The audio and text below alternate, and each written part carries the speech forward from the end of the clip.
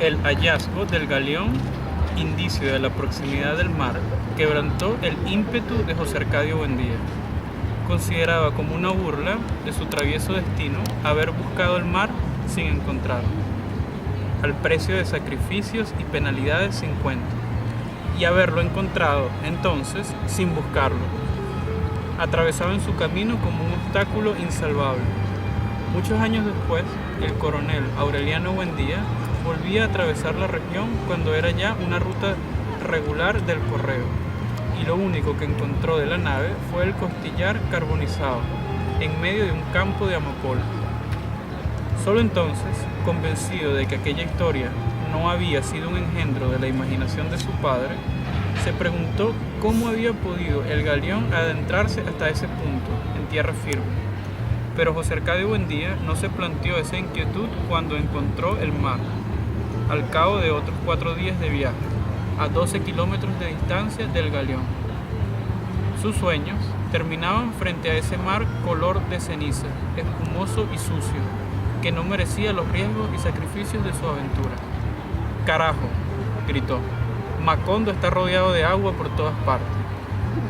La idea de un Macondo peninsular prevaleció durante mucho tiempo, inspirada en el mapa arbitrario que dibujó José Arcadio Buendía al regreso de su expedición. Lo trazó con rabia, exagerando de mala fe las dificultades de comunicación, como para castigarse a sí mismo por la absoluta falta del sentido con que eligió el lugar. «Nunca llegaremos a ninguna parte», se lamentaba ante Úrsula.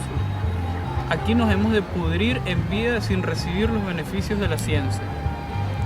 Esa certidumbre, rumiada varios meses en el cuartito del laboratorio, lo llevó a concebir el proyecto de trasladar a Macondo a un lugar más propicio. Pero esta vez, Úrsula se anticipó a sus designios febriles. En una secreta e implacable labor de hormiguita, predispuso a las mujeres de la aldea contra la veleidad de sus hombres, que ya empezaban a prepararse para la mudanza. José Arcadio Buendía no supo en qué momento ni en virtud de qué fuerzas adversas sus planes se fueron enredando en una maraña de pretextos, contratiempos y evasivos, hasta convertirse en pura y simple ilusión. Úrsula lo observó con una atención inocente y hasta sintió por él un poco de piedad. La mañana en que lo encontró en el cuartito del fondo, comentando entre dientes sus sueños de mudanza, mientras colocaba en sus cajas originales las piezas del laboratorio.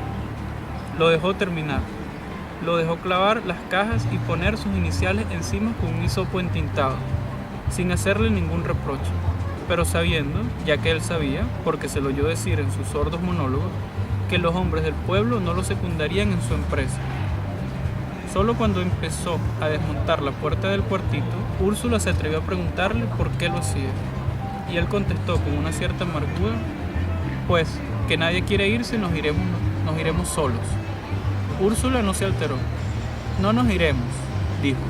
«Aquí nos quedamos porque aquí hemos tenido un hijo». «Todavía no tenemos un muerto», dijo él. «Uno no es de ninguna parte hasta que no tenga un muerto bajo la tierra». Úrsula replicó con una suave firmeza: «Si es necesario que yo me muera para que se queden aquí, me muero».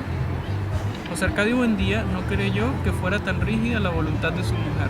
Trató de seducirla con un hechizo de su fantasía, con la promesa de un mundo prodigioso, donde bastaba con echar unos líquidos mágicos en la tierra para que las plantas dieran frutos a voluntad del hombre, y donde se vendían a precio de baratillo toda clase de aparatos para el dolor. Pero Úrsula fue insensible a su clarividencia. «En vez de andar pensando en tus alocadas novelerías, debes ocuparte de tus hijos», replicó. «Míralos, cómo están, abandonados a la buena de Dios, igual que los burros». José Arcadio Buendía tomó al pie de la letra las palabras de su mujer.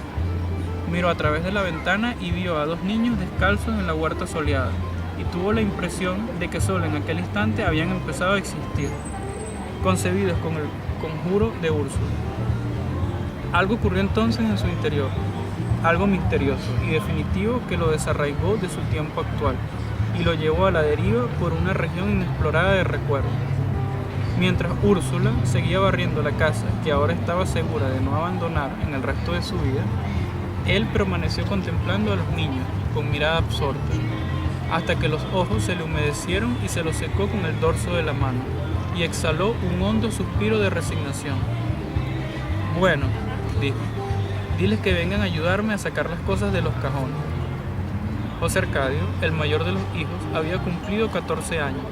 Tenía la cabeza cuadrada, el pelo hirsuto y el carácter voluntarioso de su padre, aunque llevaba el mismo impulso de crecimiento y fortaleza física. Ya desde entonces era evidente que carecía de imaginación. Fue concebido y dado a luz durante la penosa travesía de la sierra, antes de la fundación de Macondo, y sus padres dieron gracias al cielo al comprobar que no tenía ningún órgano de animal. Aureliano, el primer ser humano que nació en Macondo, iba a cumplir 6 años en marzo. Era silencioso y retraído. Había llorado en el vientre de su madre y nació con los ojos abiertos. Mientras le cortaban el ombligo, movía la cabeza de un lado a otro reconociendo las cosas del cuarto y examinaba el rostro de la gente con una curiosidad sin asombro.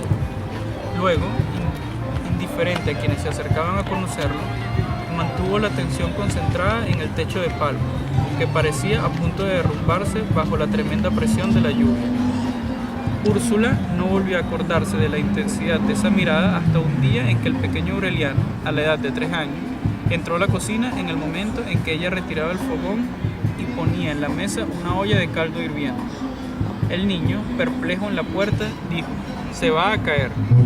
La olla estaba bien puesta en el centro de la mesa, pero tan pronto como el niño hizo el anuncio, inició un movimiento irrevocable hacia el borde, como impulsada por un dinamismo interior, y se despedazó en el suelo.